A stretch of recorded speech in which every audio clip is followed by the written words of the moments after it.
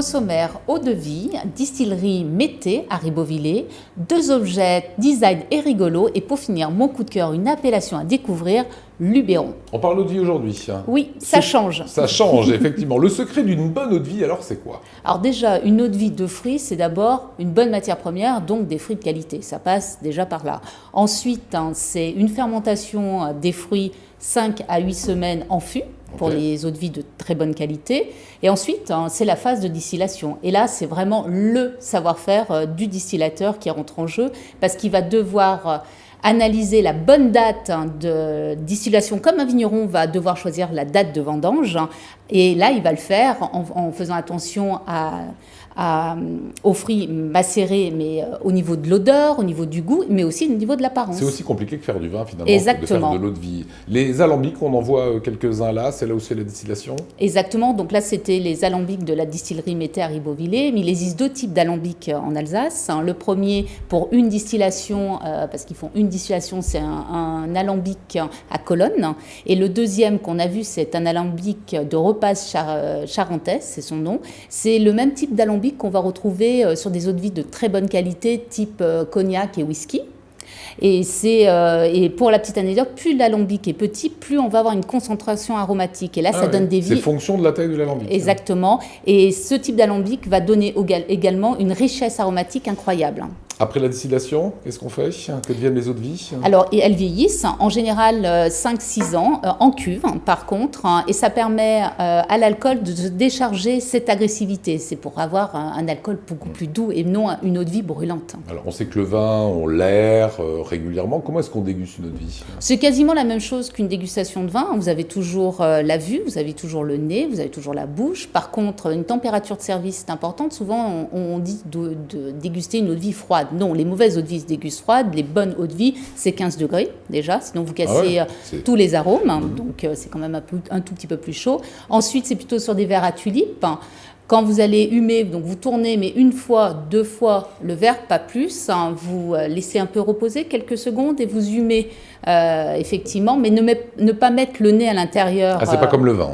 Non, plutôt à l'extérieur, vraiment au niveau du buvant, parce que l'alcool, vu la richesse alcoolique, vous allez vraiment anesthésier le nez, donc c'est pas le but. Voilà, ça c'est vraiment le principe de la dégustation, c'est ce qui peut changer avec une dégustation de vin. Ensuite, pas stocker les bouteilles couchées mais debout. Tout ça parce que l'alcool risque d'attaquer le bouchon.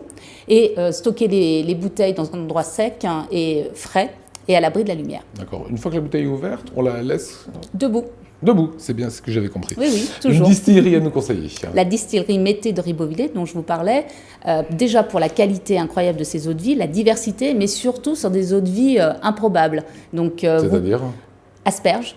Ah oui, c'est improbable. Basilic, c'est aussi improbable. Ça fait rire Mathilde. Et fleurs de citronnelle, pour ceux que je peux vous citer, parce qu'il a énormément de références. On a donc rencontré Philippe Trabert. On regarde. Plutôt la viande bœuf, viande rouge, et qui peut très bien aussi s'agrémenter avec une eau de vie. Par exemple, vous prenez une entrecôte ou un steak ou un filet de bœuf et vous la pas flambez mais déglacez à l'eau de vie de poivre de Sichuan. Je peux vous dire que vous en garderez un bon souvenir. On a une gamme de 90 produits, donc il faut faire un choix, et je pense que le choix, c'est la poire Williams. Là, je suis vraiment très fier parce qu'on a une eau de vie qui est vraiment extraordinaire. Sur l'arôme du fruit, impressionnant. Normalement, je préconise de pas les mettre froid les eaux de vie, mais pour ce cocktail, c'est bien de les mettre froid. 3 centilitres d'eau de vie de citron vert et du tonic, un glaçon, une rondelle de citron, et je peux vous dire que c'est vraiment extraordinaire. C'est très rafraîchissant. Voilà, le petit objet de la semaine, mon petit scarabée. Alors j'en ai 2, mais je vais commencer par le scarabée. C'est un joli petit scarabée, donc c'est en inox.